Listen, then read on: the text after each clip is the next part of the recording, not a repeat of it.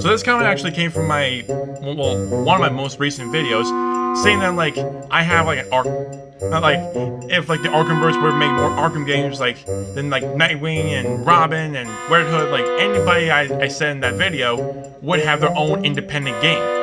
And this guy commented that an Azrael game would actually be cool. Now I'll admit, yeah, that seems pretty awesome. But like, how would it go? That is the question. Like flashbacks scene to like how the side mission Arkham Knight ended, him like entering the elevator, shaking Batman's hand, and then just like leaving the clock tower. I think like it would then begin like him like going to like Saint-Dumas, which who knows where it is, and then try to take down the Order once and for all, so he can finally be free of them. Like he would have to take down like a bunch of soldiers, a bunch of assassins, just a bunch of people who were in line to be Batman's replacement. And like since this guy failed to do so, their sole mission now was to try and get rid of Azrael. But there will also be like moments where he has like flashbacks. He would remember the memories of him being Azrael, being controlled by the Order, and all of the horrible shit that he has done. And like the weapons he has, the gliding scenes, the combat scenes, like they would probably be like from Arkham Knight, but taken up to a whole other level. But I feel like he would like need some help from like other members of the Bat family that are still there to help him out. Like he would ask for like a weapon drops, like weapon drops from Alfred. He would need to ask for, like some help from Oracle or something, and like he would like need help from Robin or Nightwing or Red Hood or whatever. Like he would just need like help from some people in the background, kind of like what the Arkhamverse was doing. Like Oracle's always on comms, and so was Alfred, and like an Arkham Knight where Robin's with him, and it's also like Nightwing there too. And like Saint-Dumas, like the game would be like an open world thing where you actually explore Saint-Dumas, and like it could be bigger than that. It could have like a bunch of more challenges in there, a bunch of like AR like kind of stuff. Like it would be really cool. Oh, in the suit, he has like a red and white suit, but eventually, when he like needs a new suit to make sure he's actually free, he like goes to like the armory in Saint-Dumas, gets rid of the suit he currently wears, and wears like a different one, probably that one's like black and red, and then probably try making like Bat related, like have some Batman aesthetics to it, to make it like he's actually part of the Bat family and not part of the Order. And there'll probably be like some dialogue and like probably some stealth missions where he has to like kill some people, and then like in the end he's like, I need to be free, so I have to kill you. But after that moment, I'm not gonna be like you. I will never ever be like you. I'm gonna be something better. I'm gonna be a hero, a real hero. And then he goes back to Gotham, where he finds the rest. He finds Alfred, Oracle, he finds Red Hood, he finds Nightwing, he finds Robin. And like, he asks them to be part of the Bat family. And like, they will accept him, and he will get like a completely different whole entire suit.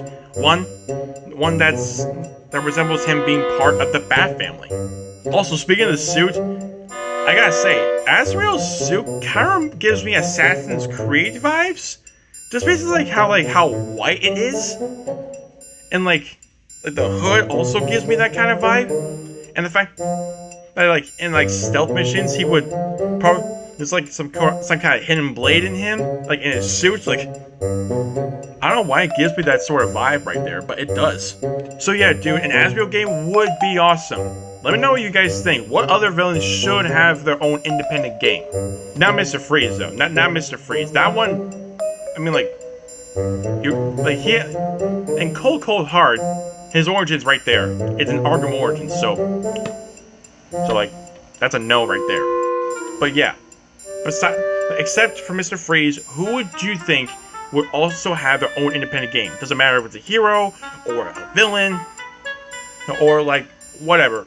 In the Arkhamverse, who do you think should have their own independent game? Rocksteady might be making a new Batman Arkham game, and we just got. Are my prayers being answered? Are my prayers being answered? I feel like they're kind of being answered. Rocksteady, I feel like you guys are actually answering my prayers, kinda. If you didn't watch the original video, Subs is talking about how there is a potential for a new Batman Arkham game coming out probably soon or later.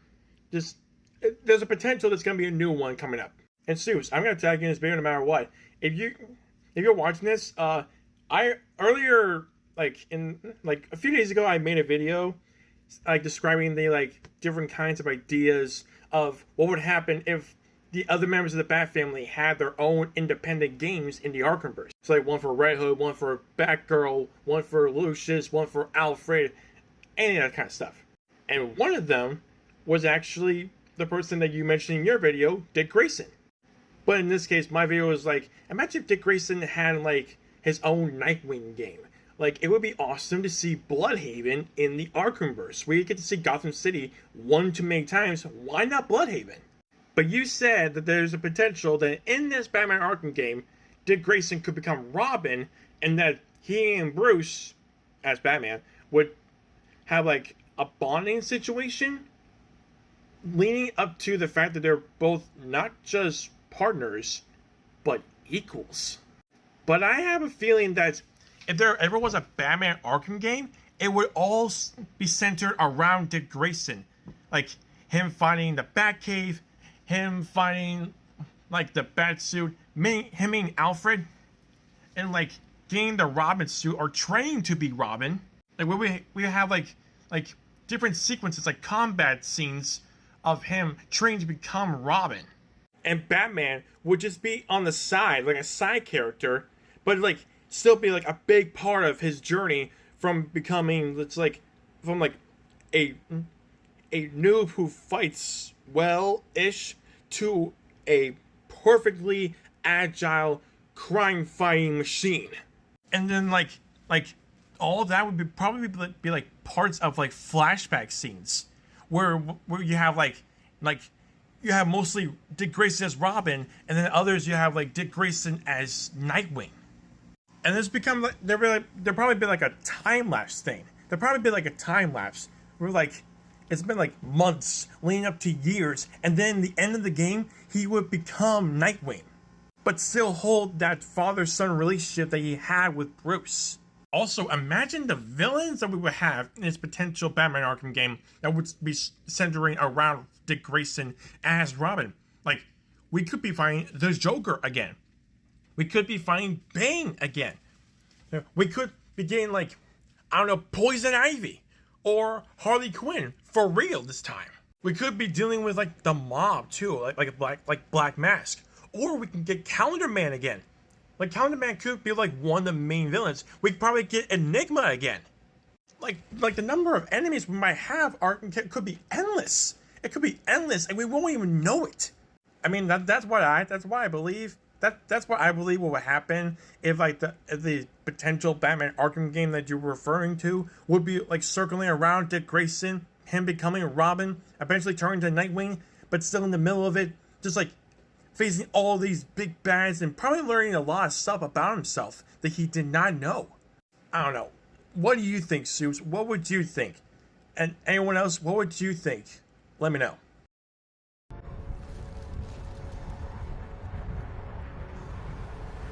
This is actually a good question. So if anybody didn't see that video is basically asking how come Superman can regain his full strength by just absorbing a field of flowers. And the answer is because it's a field of sunflowers. Sunflowers. See, sunflowers are naturally bloomed when absorbing full radiation from the sun itself. But that's the thing, it's always in direct contact with the sun. If there's clouds over it, it can't absorb the sun radiation, and the sun radiation inside the flowers had to remain dormant, at least until the sun gets back. When the sun is in full view again, they absorb more sunlight. They have to absorb it for at least 8 hours a day. The reason for Superman to just take the radiation from the sunflowers because they still have sun radiation in them. They still have the radiation from the yellow sun, and Superman gets his powers from the yellow sun. Well, actually, that's kind of true. He gets full strength. He absorbs the sun radiation in order to have fully strengthened powers. He much likely uses the yellow sun to heal. But since the sun wasn't there, and he actually took out a big missile that just sapped most of his strength away, whatever remaining strength he had left, he landed in a field of sunflowers and he just absorbed the radiation from the sun, absorbed the radiation from the flowers, as well as every other flower in that field, every sunflower in that field, and he got his full strength back. It's kind of like a backup source, like a backup power supply for his strength to come back. Kind of like in the most recent Superman movie. Spoilers for anyone who hasn't seen it. In that movie, Clark is trapped with Metamorpho in a pocket universe, and he's been affected with a bunch of kryptonite that Metamorpho has, but then Metamorpho decides to help him by creating a substitute version of the sun, which is still powerful enough for him to go back to full strength. So in the Dark Knight Returns version of Superman, him just absorbing the sunflowers means he just absorbed the radiation that came off of them. They all died, but he got back to full strength. So those sunflowers did Superman a huge favor. It doesn't matter if it's organic or artificial. If it's equivalent to the actual yellow sun, he'll absorb the radiation, and he'll get his powers back. Simple as that. I hope that helps. Decide that Red Hood's signature weapon was two guns? Because here's the thing. So the answer to this question would be mainly based on his whole livelihood, on his whole life through him living in a folk part of Gotham, to being Robin, to coming back to life after after being dead for 5 years, and then all the way up to his moral code, which would be, if you kill children, I'm killing your ass. So I think that back when Jason lived in a fucked up part of Gotham with an abusive father and with a I think abusive stepmother, he would go to bed and out his window he would hear guns, just the guns blazing outside. And then when he went up to be Robin, after Bruce took him in, trained him, he found the Batcave, he got the suit, whatever, he would fight a lot of people with guns. And that will resort to him having his own moral code, kind of like what Bruce has. He has a no-kill rule. And that he would see crooks or just major villains kill these innocent children, and he would have the code, don't kill children or I'm coming for you. And when Jason came back to life after he died and just wound up being in the humble abode League of Assassins and the Al Ghouls, I think Tally and Jason had a conversation about what weapon he would use. Because I think Jason would want to go for a sword, but then Talia talked him out of it and said no, use something that make the kill quick and simple. Just plain simple, quick and easy. Right there. And then he would think back of the kind of weapons that crooks would use against innocent people, including children, which would probably be, in this case, guns. That resulted him into having his main weapon be guns, and probably using a secondary weapon would be a knife, in case his guns were knocked out of his hands and he had no guns left, so he had to pull out his knife and start fighting bad guys with it, or in this case, fight Batman with it.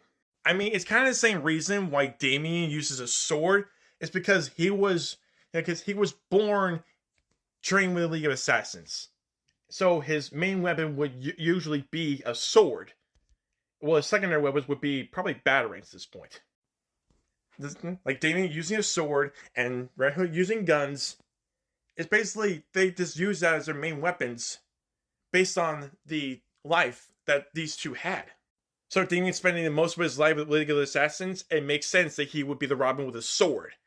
And Red Hood living in a fucked up neighborhood, finding guys when he was Robin, and then just like having this whole moral code be like, don't kill children, I'm gonna kill your ass, would be the perfect, logical, maybe not perfect, logical explanation as to why he uses guns. A bunch of gangsters in an arms race, he won't think that fists will be enough to actually take down these guys.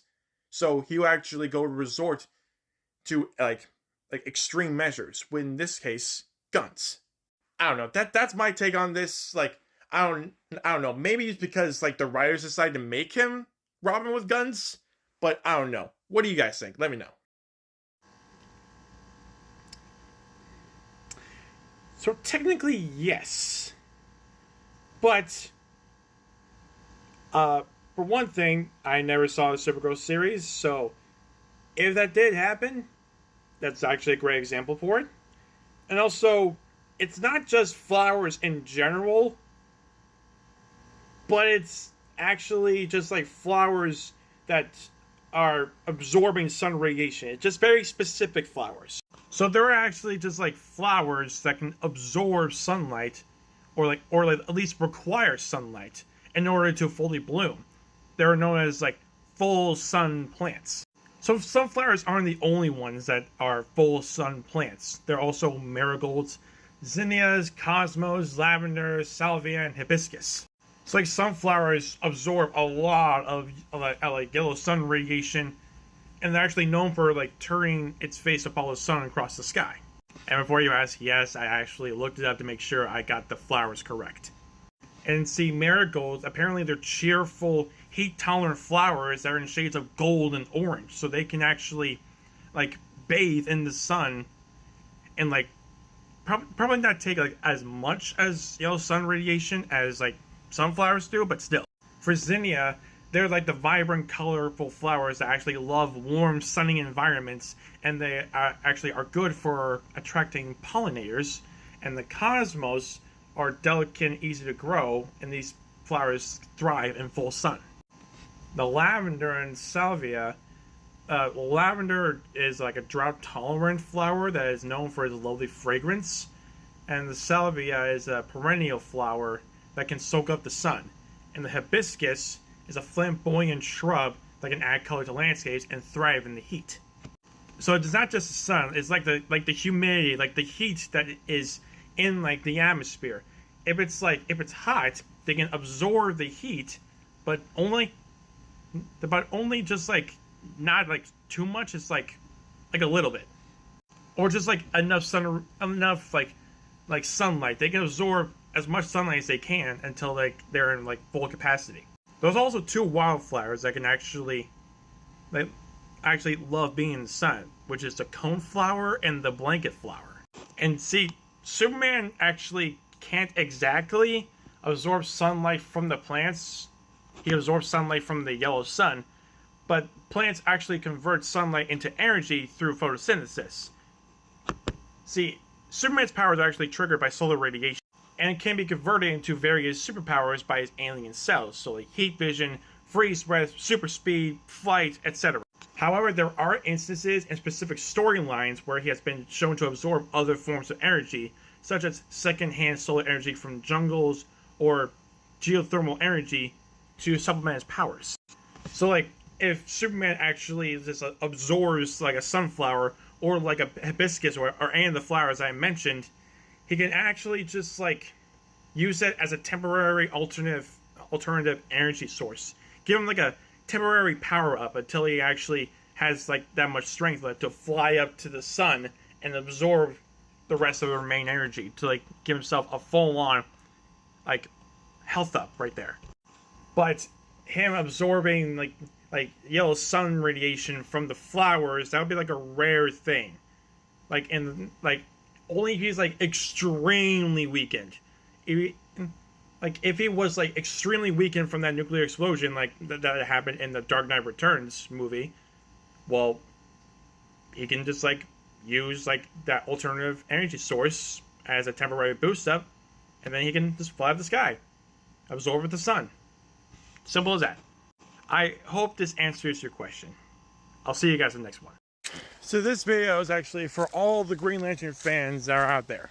Specifically, the ones who are a huge fan of the Golden Age Green Lantern, Alan Scott.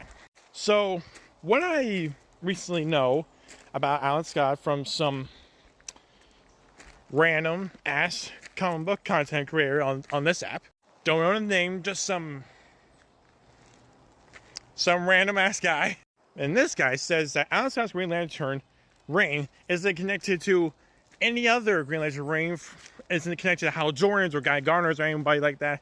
And also magic.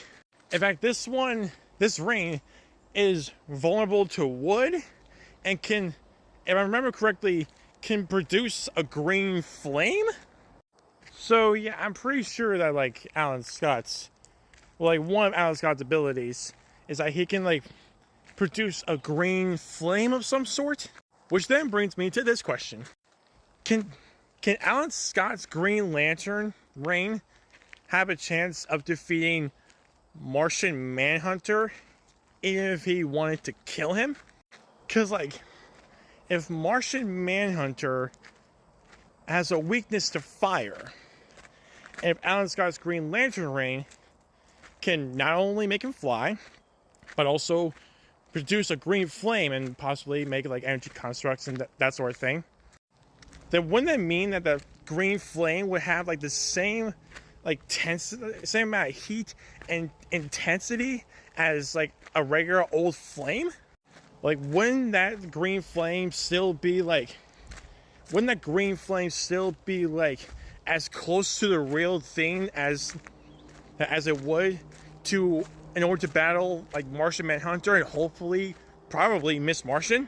Because if that's the case, he could probably make that green flame bigger and bigger to the point where it'd be like a flamethrower or like a green ball of fire you could just like drop onto the both of them, and then they can be like turned to immediate ash. I mean, I don't know. That's just like my question for like every other Alan Scott Green Lantern lovers out there, including that random guy that I mentioned earlier in this video. I mean, I never even heard about Alan Scott's Green Lantern until I watched that guy's videos. Specifically his videos about him ever existing. Like, I only knew about John Stewart, Guy Gardner, Sinestro, Hal Jordan, Kilowog, Tomo Ray, those guys. Like, those guys I've heard about. Also, I wasn't like a Green Lantern comic reader growing up, but hopefully one day I might be able to change that.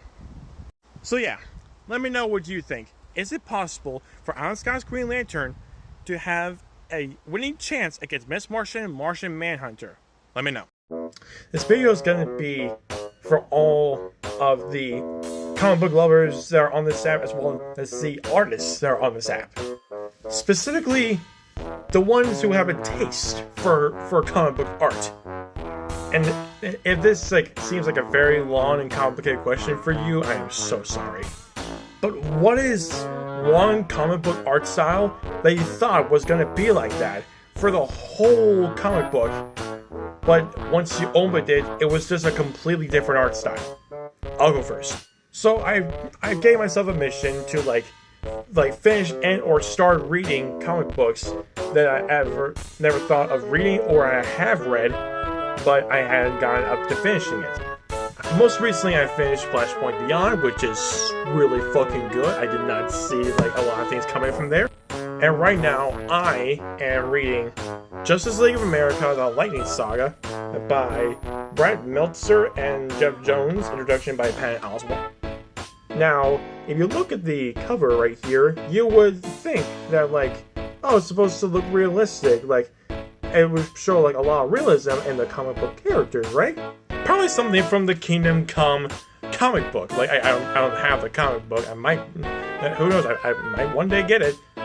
But you expect it to look like this. Like it looked like somewhat similar to this, except different costumes, right? And you would think that it looked like the same thing in like the comic book too. Like all the what looked like on the cover would look like the same thing like in the comic book itself. like, I think I see this, I'm like, oh, Kingdom Come. It might have a Kingdom Come-esque vibe to it, right? But the moment that I open it up and see like the first panel right there, It's not Kingdom Come-esque vibe. It's just regular old comic book vibe, which I do like. But I kind of was expecting what it looked like on the cover instead of like a completely different art style. Like, I mean, don't get me wrong, this has actually been a really good series right here. This has been a really good comic book, but like, I had a little bit of disappointment when it didn't look like exactly what it looked like on the cover. Again, I still like the comic book. I still like it. I'm currently, like, I'm about to, like, read chapter 3 of this. It's 5 chapters. I've got to read chapter 3 of this. So far, so good. It's so good. I actually do love this. And as much as I love this here. But, yeah, so that's my question to you guys. What's a comic book art style that you thought was going to be, like in the comic book because it looked like that on the cover, but when you opened the comic and the first panel you saw, completely different art style, and it gave you just a little bit of disappointment? Let me know. So today is September 13th, and for those of you who probably are confused, today is Orland River Day, and there's actually a festival that's actually not that far from where I live. It's actually just a walking distance for me. And yes, as I said, I just got back from it because I went there. And I actually got some wings and some stuff as well. And I wanted to show it to you guys. So one of the things I got was actually from this booth that was basically Nerdlandia for me. And I got like a fidget. I got a fidget here. It's really cool. Man, I'm gonna love this for a long time. Another thing that I got is this Mega Shadow. Look how cool it is. All the red and the black. Oh my god. It's so freaking cool. Another thing that I got there is this portrait of an anime girl that I keep forgetting. So please, just tell me the name in the comments. Like, if you know who this is. I don't watch anime, so I wouldn't know this off the top of my head. I had said to me twice by the guy who was selling this, and I can't remember it. There's also I also went to this other booth that I got a Teenage Mutant Ninja Turtle, in this case Michelangelo bookmark right here. So cool. Also from that same booth, I got myself a Pikachu Pokeball that comes with a mini Pikachu. Look at that! It's so cool. It also has like a little bit of a stand in there too. I guess in this case it's for the Pokeball. And in a different booth, I got this like little dragon thing. It looks so cute. It looks so cool. I'm gonna enjoy this, man. I'm gonna enjoy this. You know what? I'm gonna be sweet and sentimental right now. Like I always am, but I'd be like this sweet and this sentimental. If you're in the town of Orland or you're the state of Maine, you want to check out this festival, Orland River Day, go check it out. You're gonna love it. Get some food, get some souvenirs, and enjoy the view. Trust me, you're gonna love it. Right now, I'm gonna enjoy my lunch. So, see you guys in the next one. What's the safest fictional city to live in?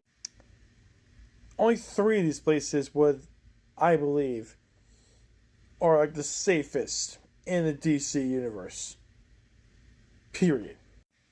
First stop is Themyscira, though it'll only be a safe place for women and women alone, because Themyscira are filled with women. It's Amazon. The Amazon warriors, they do not allow men in Themyscira. So women will be allowed. However, the men have to find somewhere else to be. So, if Themyscira is not an option, then Smallville. Because Metropolis, all the crime happens mostly in Metropolis, so it makes Smallville the best bet right there.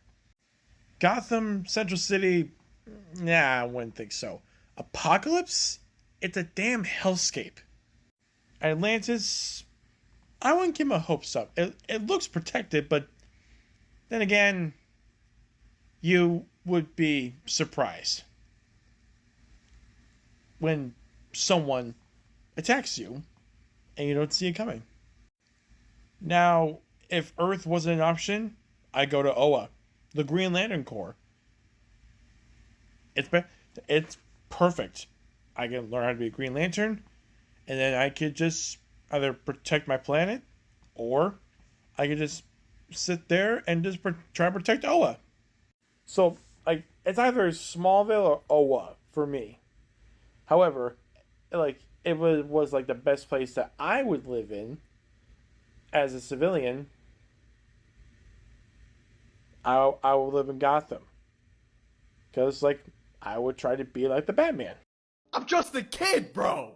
Why am I in Joker fancast convos?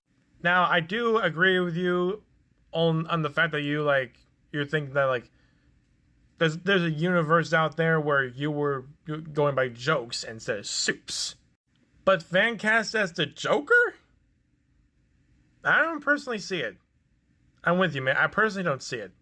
I've been watching your content for like probably a year and a half, probably a little bit more than that, but I know it's been like a little while, but not that long.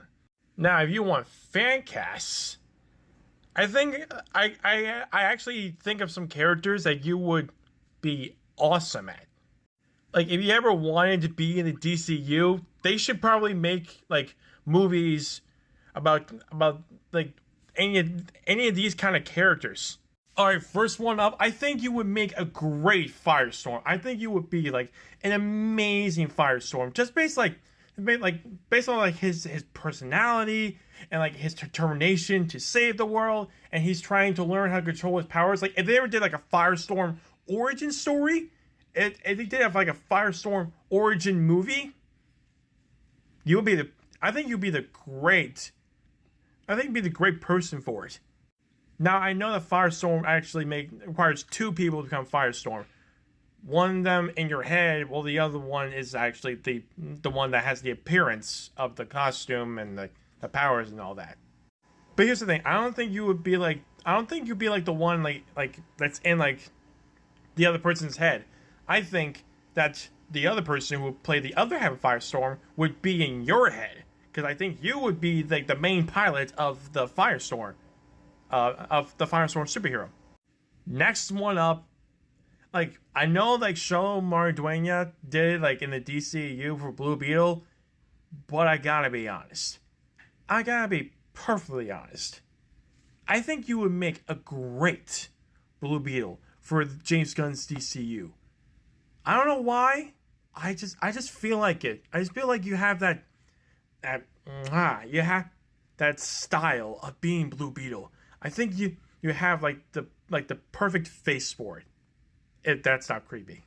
Another one that I think you should do is Tim Drake as Red Robin. Not as Robin, but as Red Robin. Just think about it. Think about it for just a minute. Like they would probably, if they ever did like another Batman movie, or if they did like a Robin movie, like they're doing with Dynamic Duo, but if that one was successful, they would do a Tim Drake movie probably, and Tim Drake being Robin, and then like transitioning into Red Robin. That would be a sight to see. I'm not gonna lie. Another one, I know this might not sound like it, but Connor Kent's Superboy. I don't know. You got the face for it. You got like the voice for it too. Like, you also got like the rage for it. Like when you're like either on the Escape podcasts, or you're just like ranting about like something else that's bothering you, you would kind of sound like Connor Kent's Superboy. I might be the only one who hears it. Maybe not. This might be a bit of a stretch for some people, but Kid Flash, Wally West Kid Flash. I mean, like if they ever gave Wally West his own movie, I would love to see that. Especially if you were Wally West. Like, seriously, this would be fucking great. Okay, you can't see his face, but Cyborg. Like, if they ever did a Cyborg movie, you would be a great you'd be like a great fit for it. Why? I don't know. Vibes, I guess. Just vibes in general. Here's another one. Anarchy. anarchy, like a vigilante from the Batman universe. Mainly because of what you said in the video that you just saying that I'm just a kid, bro. And anarchy is also a kid, like a young kid, like a young adult. But look at that. That suit looks really good. I think you would I think you would be a great anarchy if they ever decided to make Batman related stuff for him. And if James Gunn decided to like Batman related stuff, like one for the Robins, one for the Batgirls, maybe one for Anarchy. I'd love to have a movie and or game from Anarchy. Okay, I technically did do Kid Flash, but Wallace West Kid Flash. If they don't want you for that Kid Flash, you can go for the other one. Either way, you'd be a Wally West, you'd be a West, and you'd be a Kid Flash. Alright, last but not least, Reverse Flash. Again, you got the face for it, you got the voice for it. Like you got you got the mad stare for it sometimes, like ugh. I don't think you would be as devious as a Joker. I think you'd be as devious as Eobard Thawne, the Reverse fucking Flash. But that's my opinion. That's some like my fan cast for you. What do you think? Let me know, Soups. And what do you guys think? Do you guys think that Soups could be a great fan cast for any of these characters? Let me know. Okay, so I thought about this while I was in the shower. So, I, for whatever reason, thought of the Lobo series in the new 52, and I think I found a way to make it seem better. I mean, I never read it, but like, I've heard about it from, I've heard about it from TikTok. I heard about a story from TikTok. So imagine if in the beginning of it they showed like the main man with all of his freaking glory and all, but then Dr. Manhattan shows up out of the blue and then like off panel knocks this guy out, wipes his memory, gives him new ones, lets him keep the healing factor, and then this shoots a blue beam that will transform him, and then when he disappears, he'll just wake up the next day with a completely different outfit, and he'll look in the mirror and he's like, hell yeah, baby. And thus Phobo is born. But later in the end of his first book, he would probably feel like something was but then he'll start having flashbacks of this life that he once had, and he spent the entire series trying to find out who he really was. Throughout these adventures he's going to be meeting up with different people. He's going to remember being around them. He's going to remember all these adventures that he used to have, but he doesn't remember any of them. And when he gets blasted, he gets like a feeling of concern as to why he's still alive. He remembers he has a healing factor, so he's like, okay, I have a healing factor, this is going to be much easier. And then he gets the final memory where he remembers Dr. Manhattan being there, doing something to him, and then disappearing. And then he finds out that he's more responsible for him turning to Bobo. So in the final book, Phobo confronts Dr. Manhattan. Dr. Manhattan actually feels bad and decides to fix him by giving him his memories, and then he bursts into a blue beam of light. Then he starts ripping himself off, ripping the skin off of him. He doesn't know, he doesn't believe this is real. He knows this is not his real face, his real body. He doesn't care if it hurts. He has a healing factor. And then he'd be like, I am the main man! And then that panel would be his true form, to be exactly. And in a fit of rage, he just jumps over to Dr. Manhattan, slams him to the ground, beats his ass for 5 minutes, and then Dr. Manhattan will just teleport out of the way. He'll just teleport out of that place, just leaving him alone for good. And then Phobo will be no more, and the main man will be reborn. I mean, I literally just thought about this in the shower, so I don't know if this would be I don't know if this would be a great idea, but I think it would make it a little bit more entertaining. What do you guys think? Let me know. When comic readers are hearing this quote, this is how they react. Darkseid is. Fuck yeah. I am. Yes, you are. You definitely are, man. Let's fucking go. But then when there's non-comic readers hearing this quote for the very first time, their reactions will probably be something around like, Darkseid is. he's what? What is Darkseid? Like, who is this Darkseid? What the fuck are you talking about? He's what exactly? I am. You're what? What are you? Are you a god? Are you a human? Are you immortal? I don't understand. What are you? Now I don't know if that's the initial reaction for those guys, and the initial reaction for like comic book readers, but I feel like that would be like at least like a version of those reactions to hearing that quote. What do you guys think?